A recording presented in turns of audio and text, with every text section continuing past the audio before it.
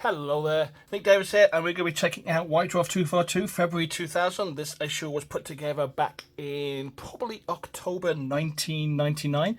It features the Jungle Hell, which basically means we're going to be taking a focus of the Catachans Jungle Fighters in this, and it's also a very interesting Dark Eldar versus Catachan Battle Report that's actually in this book as well. But before I get started and crack open the cover so we can take a look in here, I want to encourage you all, if you enjoy basically these White Dwarf retrospectives and my other gaming things, to check out my comic book work, and in particular Let's Hunt Monsters, which is the story of a mercenary teddy bear hunter who, as you can probably guess, hunts monsters. Let's Hunt Monsters is his debut comic book, and it's available at the CWOS bookstore in print and in digital form, and it's the first issue in a one-issue micro-series. Go and check it out. The link will be in my bio below, and if you want to support my future cartooning work and other White Dwarf retrospectives, please drop some coin in my Patreon. I would greatly appreciate it because this helps me do more of this, which is a fantastic thing. Anyway, we are at White Dwarf 242. Wow, I have 10 more issues before I leave the White Dwarf UK crew and go over to the USA to pursue my life and fortune in the grand US of A. Wow, yeah. So following on from basically White Dwarf 241, I told a quick story how me and Paul had come to blows, and I had a slight mental breakdown playing the Dark Eldar versus Eldar battle report that was actually featured in that magazine. Nobody noticed because it was the 90s, and Games Workshop had a huge lads culture at that time, so you pretty much cried about any issues that you were having. So this is October. I had gone basically the breakup with my longtime girlfriend who I was engaged to. Had gone to pieces. We were basically sorting out who gets the house and all that kind of crazy stuff, and work. I was continuing White Dwarf. I wasn't too certain what my future would be.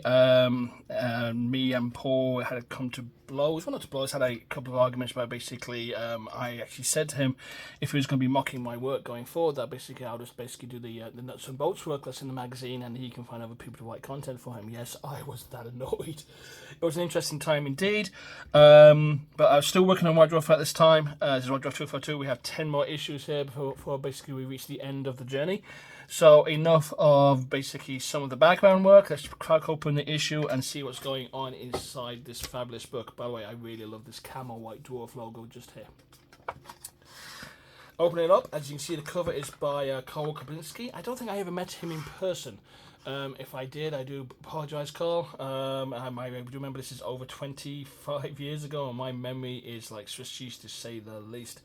In this issue, we're going to be taking a look at the Chaos Cults in Mordheim, Catachan Jungle Fighters. The jungle out here are basically some interesting fauna and flora death rules for death rule planets. This stuff is made out of modelling putty, really crazy stuff. I'll let you know what it is when we get there. Relictors are also appearing as well. Death from the Shadows with the one and only Warhammer feature here, which is basically about David Kane talking about basically how to effectively use Skaven assassins. We also have a Battlefield Gothic section here. It's getting smaller and smaller here. Some advanced rules for Battlefield Gothic's ordnance, and also for the Wolfpack rules here. And what I really do like here is we're basically in Mendicia here, we're actually talking about the teams who are putting these magazines together. So basically, it's Paul Sawyer, Graham Davey, me, Matt Hudson, and Simon Suker are basically on board here. Contributors are Andy Chambers, Gav Thorpe, Jervis Johnson, Thomas Perrin, Nigel Stillman, Gordon Rennie, Matt Haven, David Kane, Stuart Wright, Gorka Coed, and Francis Xavier Negro. Really, they should have had Andy Sharman and Higgs, who basically contributed to the retail section, so I was a major part of him. Artworks by John Blanche, Dave Gallagher, Alexander Boyd, Neil Hobson, Nuala Kellendy, Cole Kopczynski, and John Wrigley.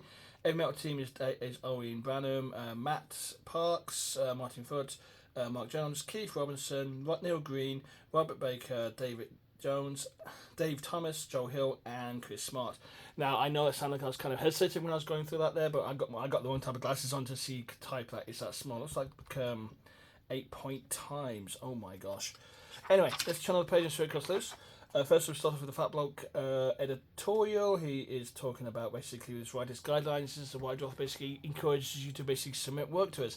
We're not that much inundation with work, but we did get some interesting articles that came to us. We talk about the front lines, cool looks of new stores. Of course, if you can see, like these pencil stories are actually cool looks. But it talks about Games Workshop Bristol and probably Games Workshop Sweden, the first store in Sweden, which is actually a fantastic game. In fact, it was in Stockholm. I spent a year living in Stockholm, very cold city in the winter. I never got to see it in summer because I kept getting moved down to Gothenburg in the summer. Catachans is the new release this time around. We have Beastman and Elf Ranger for Mordheim. Chaos Battle Force is the main Battle Force release, and we have a look at the Black Library. What's that? What chunk there? Oh, that's something. A chunk at the Black Library looking at the Fanatic Press books. Coming up next issue is Warmaster. Yes, that is basically epic for Warhammer. I actually really like the toy soldiers they're made for this. It's just a throwback to historics. We're going to be seeing more of that in the next issue, and we'll talk about it more when we get there. And basically, we start off with what's in the bushes, which is basically by Jeff Johnson talking about the colours Catachans. At this time, I was laying out almost all the 40k articles. This layout will be completely by me. Some pictures here, I believe, were taken from the Colours Catachan book. I can't really double check it because I can't find my copy. It's probably in a box somewhere, but I can't find it right now. If not, these photographs were very much in my style of basically using aquarium scenery and liching, but to basically make it look like jungles. That's actually nicely atmospheric as well. Love the green fauna borders here. These are really, really nice. And basically talks about Catachans and why they're so important and that type of thing. A couple of characters, Colonel Ironhand Striker that had half his body bit off him by a Catachan land shark, I believe. Death Road Snipers featuring our first ever laying down sniper miniature, which is fantastic and great. Still didn't make him any harder to hit. He couldn't claim hard cover or anything, but it was still a nice toy soldier to have. Atmospheric pictures and art. This is probably a Dave Hanley, I think, did the artwork here, and the two flames here. Yes, they're riffing a lot off the Vietnam mystique here, but that's basically where the Catachans were. So basically, we talk about some of the bits and pieces I have, and a fun little jungle board. This jungle board will appear again in the upcoming battle report, but it'll be slightly bigger. And there's the mortar teams basically as well. But mortar teams were not particularly used by Death Riders, but mortars were one of their favourites. So I could see that basically being, because you can put them in the back position, so you just like drop death from above. Starting up next, we have Gordon Rene's Wolfpack story, talking about His Majesty Ships the Lord Solomon Chaos, basically using the ordnance to pursue pirates, I believe, at this time. And it's a nice little segue for Warpstone, which I actually have a copy. I actually found this was going through here, which has all the Battlefield Gothic articles and campaigns known as conversions, a tactical advice drawn from the pages of White Dwarf, plus some totally new features in there as well. So if I can find it, I'll drag it up and maybe do a retrospective if you want to see me do that. If you want to see me do a retrospective of Warpstone, please drop a link in below. Or not a link, a comment below in the comments. Here we go here, basically these one-page adverts these one-page adverts, as I explained in previous retrospectives, were put in place so basically we can play with the pagination. These were basically evergreen products where you can move them back and forth. Here's an interesting Warhammer article bringing more colour to Warhammer. It's basically Francis Xavier Nego from basically he's a male or a troll who's in France. And it's actually a French article translated for us by the French studio. So we could basically put some interesting stuff in here. Some beautiful toy soldiers here. Look at that fantastic stuff. I like his stepping move. That's really, really nice. And his stepping move from foot's really cool too. And you talk about some other bits and pieces. It's got very much a stepping move thing. What I really liked was basically the use of the Dark Elf round shields, I believe. These Dark Elves, the only ones had his round shields. They were actually the Marauders round shields at that time. To basically put on top of his Space Marines here. I like the look of it. It's just really, really cool. And he has a very step-in move. It's actually step move, I believe, is actually through all the cultures here, even in a commander version. So basically, he was very high in his character step move, and he used it in all his conversions. And it looks really, really cool. I wonder where he got so many heads from. That head is from the Kids of White Horse Archer, I think. Death from the Shadows is by Dave Kane, talking about the use of assassins on the field. There's a Dark Elf assassin there. Interesting guys, these guys can go out and strike down a hero in the middle of the combat. So heroes are usually the last characters that get killed in a Warhammer army unit.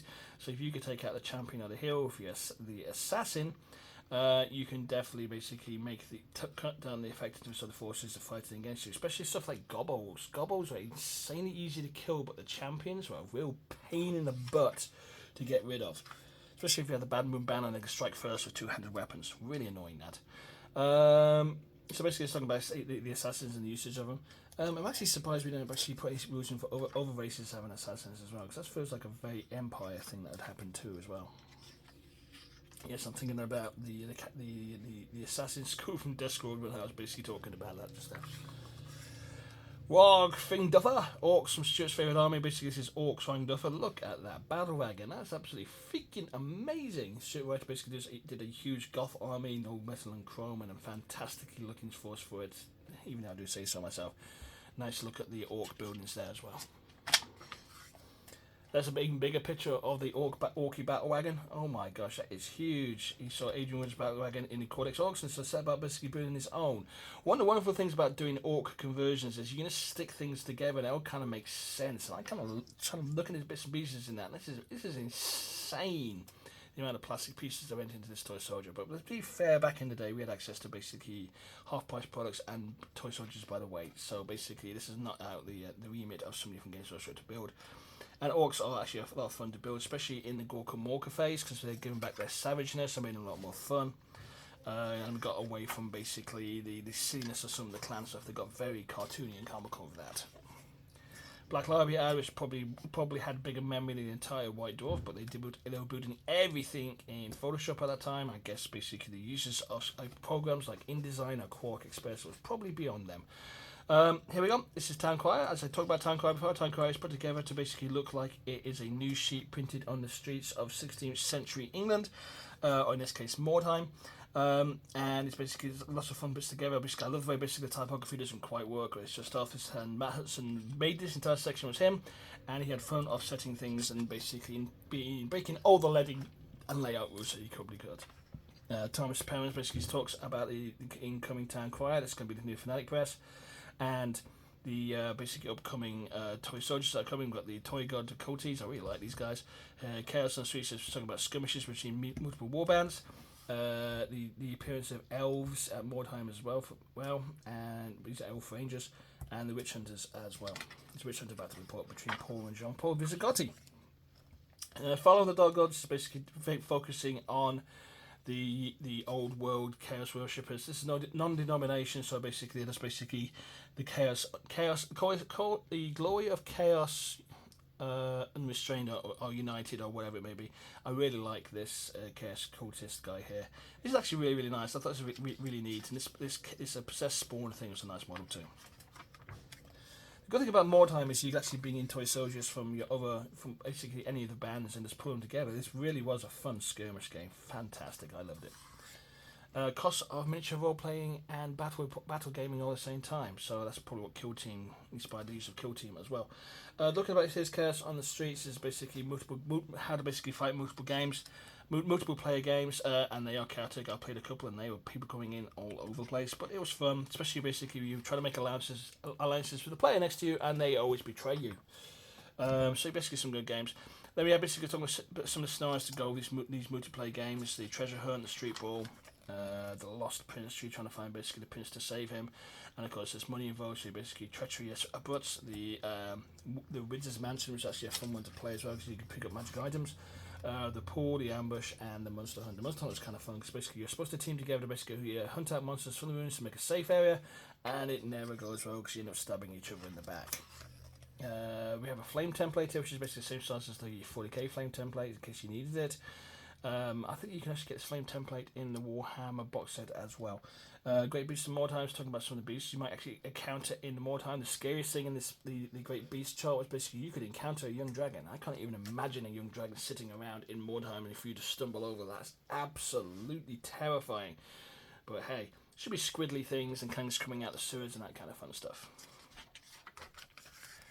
We've got Young Chimeras, Young Hippogriffs, and then basically we go into the newsletter. Basically, it's talking about what's coming next. We have basically the appearance of vampires, savage pitfalls, which you can hire to fight with your warbands. Mysterious elves, elf rangers coming in, which you can hire as well. Then we go into a battle pot between Paul Sawyer and Jean-Paul Bizzigotti. As far as I know, this was the only game of Mordheim Paul ever played. I mean, Jean-Paul had a beautiful Marienburg army, but I'm not sure if Paul actually ever had a warband. No, Marienburg warband. I'm not sure if Paul ever had a warband. Anyway, so basically he's playing the Witch Hunters here, and he's playing the Chaos Cultists. This is basically the heavy metal armies, and it's the beautiful Mordheim board with basically it's multiple levels which you can move scenery around and basically make a fun battle report. Really do like the ogre there though. It's a really nice model there. A bit weird for Witch Hunters to take though, but hey, you need a bit of muscle here and there. And basically it's a battle report between the Witch Hunters and the Possessed Chaos. And it's a fun little thing. Knock down, knock in, knock out. I think they're grabbing warpstone or something like that. It's basically a pretty standard affair. And I think it's in the end the witch hunters have it, maybe because they're the big old ogre, and the Chaos Warband has got pummeled. As I mentioned, this is probably Paul's only ever game of Mordheim that comes to my mind. I'm pretty certain he wasn't taking part in the Mordheim League in any of the development for the game, but I could be horribly wrong. He's really big into Necromunda, so maybe he was. I mean, I just don't remember it. Then we talk about the aftermath of basically Carnage and Sigma be praised, and the witch hunters will basically beat the crap out of the possessed. So there we go. So that's actually a fun small little battle report. Then we finished the town crier with basically the the wanted ads. The Black Hour's back, everybody. Marksman of highest quality. Problems solved in one blow, free dependent on jobs, comes at Jack of Blackblade through word of mouth, all kinds of fun people you could hire, and adding colour to your Mordheim games. Then we go into chapter approved. Now we all know chapter approved basically exists to basically throw beta test rules out to give you an idea what's coming up. Codex Tyranids is not too far away, so we're starting to look basically at the Tyranid lifeforms and how dangerous they are. So basically, it's the Lictor. The Lictor is a special infiltrator that can go behind the lines and pop up behind you and eat you. These are Simon Shuker's Lictors down here, so we can get a better look onto the camera. Let's see if we can do this. Usually I get this horribly wrong, but look at those beasties. Four-legged beasties, inspired a little bit by Starship Troopers, which I believe was probably a year old at this time. But these were huge constructs, and Simon Shuker did a fantastic job of making these. It was a beautiful army to shoot to pieces. And I shot it to pieces many a time. But this is basically, yeah, definitely, and I think we're going to see a feature of this army here. It's really nice to basically, I really like it when I see gamers toy soldiers in White Dwarf. In this case, this is Roland Cox's Imperial Guard, very nicely done, and Simon Shuker's beautiful nibs. So we're going to, do you think you can write, this is basically submission guidelines for you for submit articles to White Dwarf.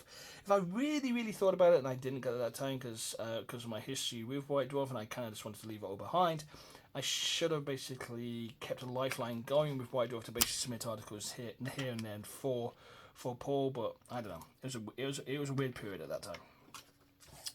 Advert for War Master that's coming up. I mean, you gotta admit. I mean, I know a lot of people basically epic games and small miniature games are not their style, but the toy soldiers for War Master look really nice. Look at that. They're absolutely gorgeous. And basically one page ad to basically mock pagination, and then basically anyway, White Dwarf basically is Gorka Jew, and basically talking about Gorka Conoda, which I believe was a Spanish guy. I think he was from Spain. Talking about how to use green stuff to basically enhance your toy soldiers. Green stuff is basically two-part putty. It's basically a plumber's putty of all things, available in most hardware stores, where you can basically mix together, and it's fine enough. You basically do some sculpting with it. It was at that time the primary tool used by the miniature sculptors to basically make the toy soldiers, and it was a great tool for smaller conversions. I was okay with using it. I could use it for small things, but I was never ever to the standard I could do stuff like plumes or that kind of thing, or add material onto it. It was good for scales and filling gaps and fur. That was probably about the best as I could ever get with green stuff. Actually, I kind of like what we did with the Bretonian Sorceress, basically by moving the arm and using the green stuff to cover the gaps. That's kind of nice as well. Then we go into the retail sections for Games Workshop. This is all done by Andy Sharman, beautifully done. We should give him a layout credit. No knew why. Advanced rules, talk about new rules by change for Battlefield Gothic. Battlefield Gothic is about to almost disappear out of White Dwarf and go into the Fnatic Press publications now.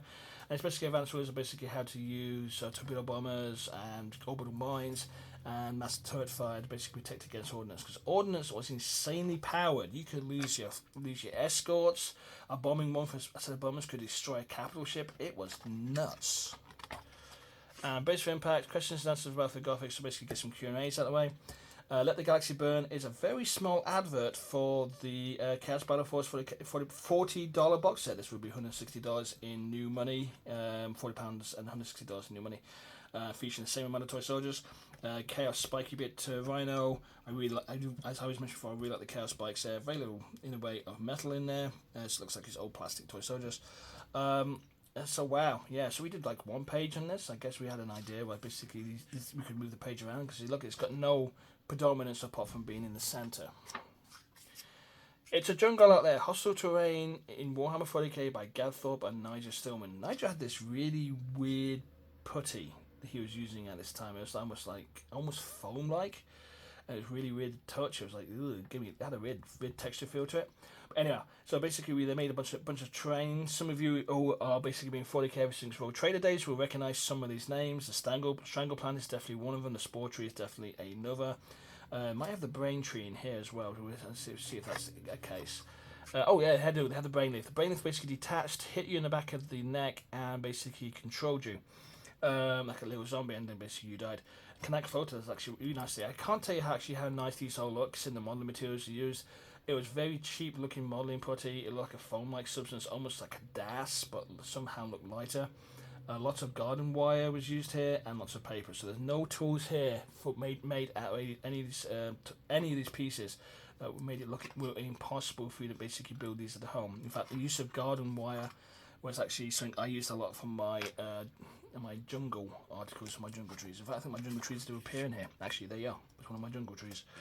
Catachans Man Trap as well. Basically, this just gives you some weird fauna and flora. These are really weird pieces. I can't tell you how weird the modeling putty that he used was. It was weird. It was. So it's basically jungle trees and that kind of fun thing. So that works as well. And then we go into Fanatic Press. Fanatic Press is basically they take extra rules from a Citadel journal, basically digest them into one book. At this point we had Blood Bowl, the Gubbins, Gokumogo Gubbins, Gang War and Firepower, Death Bath and Battlefleet Gothic got a Fanatic Press as well. I always felt it kind of pulled away from the aspect of the journal, but it did well enough, and the Town Choir became a Fanatic Press as well. And then we go into the retail section again, but we'll stop at Richmond's Mark Edwards from GW Richmond's White Panthers army. Look at that, it's a beautiful looking old army. Razorbacks there, bikes, and just a nice little toy soldier. So yeah. Fallen Stars is the Saturday gaming event. Come and play.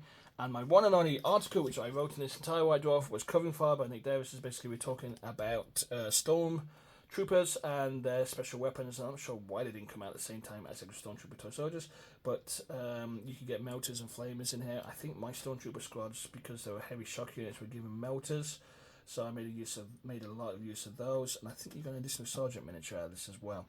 So it was actually, these were photographed by me and put together by me, and the copy was by me as well. So it's like a weird one-page article, kind of slotted in here and put next to Jungle Hell, which is the battle report featuring Dark Eldar versus the Catachans army.